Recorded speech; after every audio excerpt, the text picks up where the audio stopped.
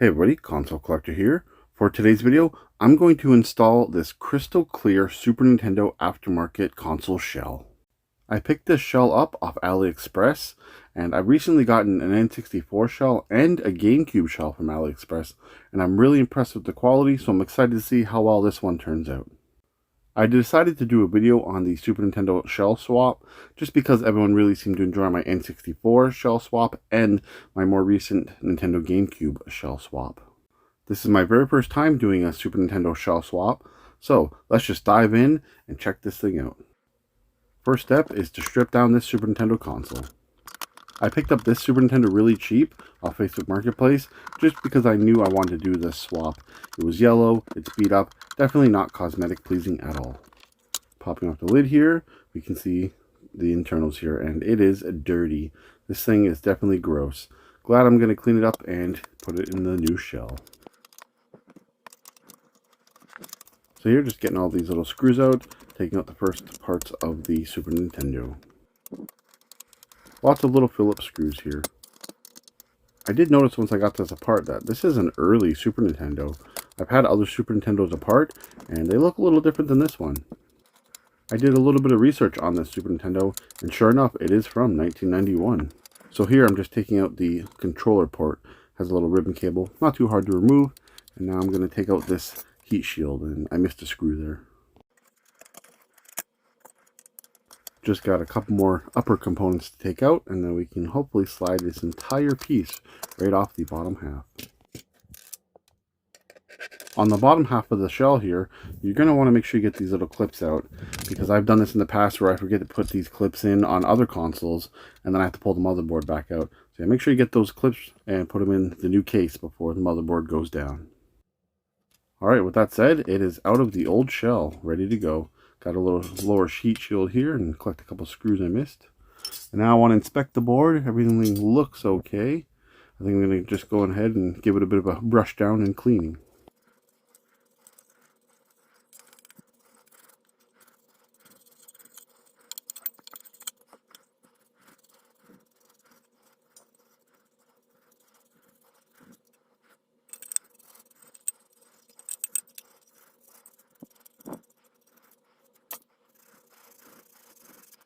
With that all cleaned up, let's get the new shell ready for the motherboard. Making sure to put my heat shield in and my inserts, and now the motherboard.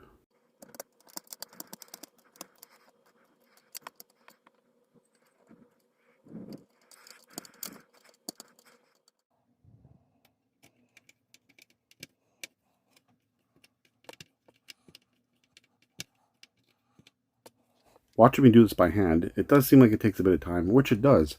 I've had people ask me, why don't I use power tools? And honestly, I feel like it's just a little too dangerous. Some of the torque in these little power tools can easily strip out a screw. So I just prefer to do it the old school way with old manual labor. Now that I've got the upper heat shield in place, screw it down, and we can move on to the top half of the console.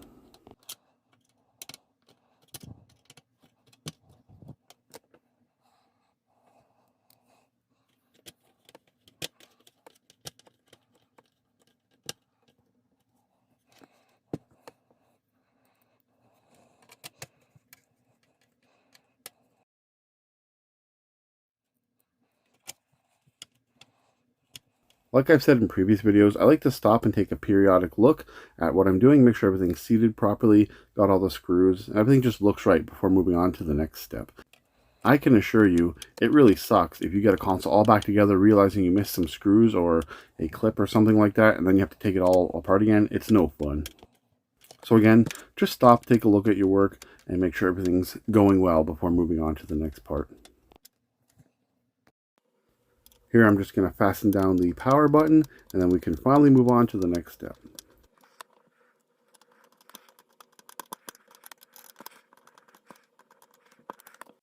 One final look, and then we will carry on. I slowed this part down for everyone just because I wanted you guys to see exactly what I'm doing here. Peeling off the plastic for the controller port, and we're going to swap this controller port section over right now. Just got these little tabs here you got to pry out.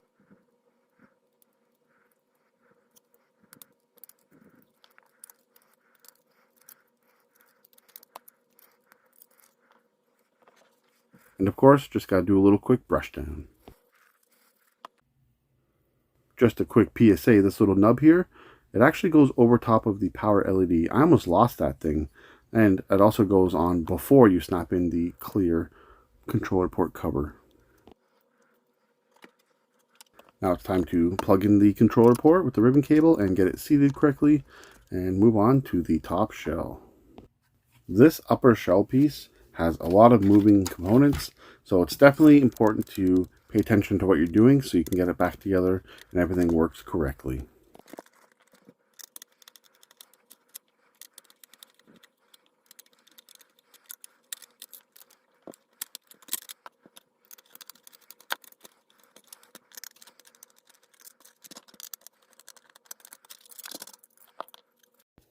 Slowing things down, here's the old cartridge port, and here is the new clear one.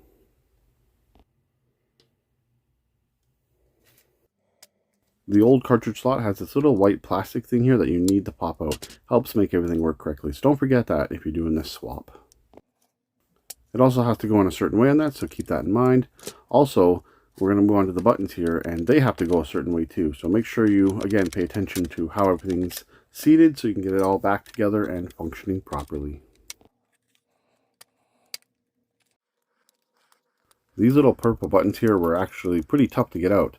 You got to push these little tabs in at the right moment on both sides and it'll pop out. Definitely a little tricky. Now here's the real test to see how well you paid attention, because you got to get all these buttons and sliders all back in the same position. And honestly, I had to stop and think for a minute because these things didn't want to seat properly for me initially, especially this cover here. It wants to keep popping up and the spring tension doesn't help you at all. So I had to get a little creative to get it working. And then you have to get the screws in there and hold it down. It's definitely not an easy task, but something I think you guys could handle.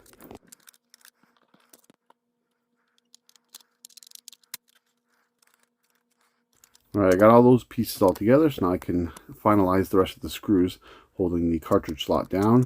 And then of course you want to give everything another check and test to make sure everything's seated right and it's functioning properly. Slowing things down again so you guys can see how this little spring works. This is the reset button spring and it's really hard to get it hooked there. Actually I had to use my little flathead tool here because my big fingers just couldn't get it. But with a little help of the tool I was able to get the tension set. This piece here connects to the power button and it basically locks the cartridge into place so you can't pull it out while it's on. And that's something that only the old Super Nintendos had. This piece here is the eject button and you have to slide this rod through and set the spring a certain way. The shorter part of the spring connects to the actual eject button and it took me a couple tries to figure that one out.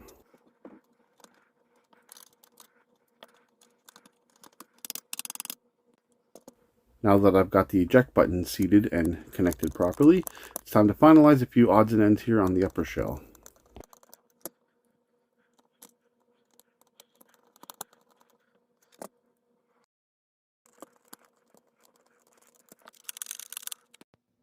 Alright, just another quick test of the bottom shell. Make sure everything's seated correctly, buttons are working, and we're going to put the top shell on and confirm that the power button works, reset, eject, and the cartridge slot. Take a quick peek and everything looks good.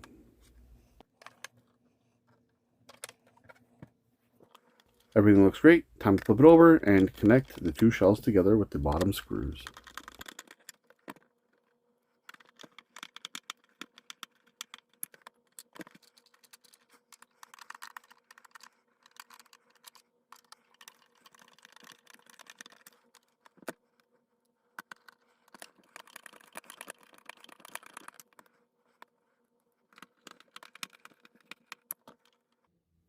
Yet again, another check, but this time it's the final check. Everything is screwed together, works, and looks great.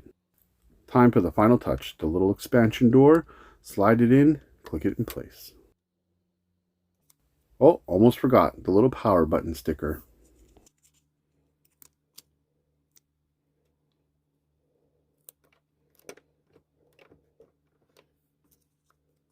And now the reset button.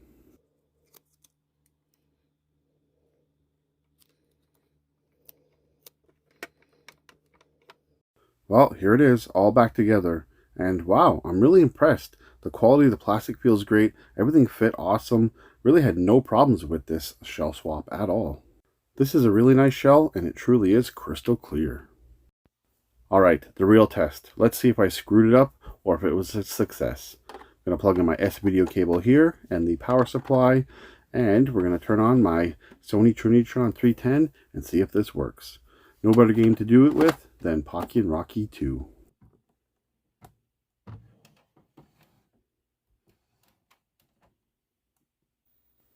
Well, there it is.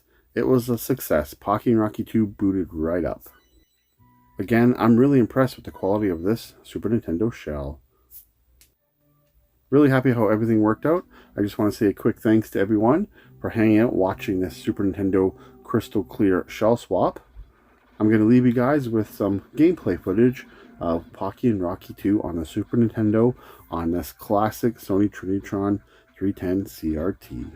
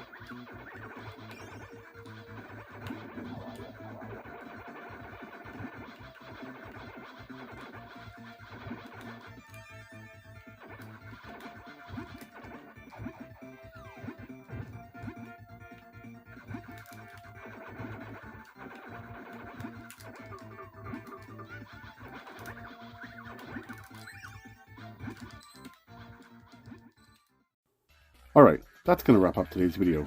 Be sure to like, comment, subscribe, and share. I'd really appreciate it. You can follow me on social media.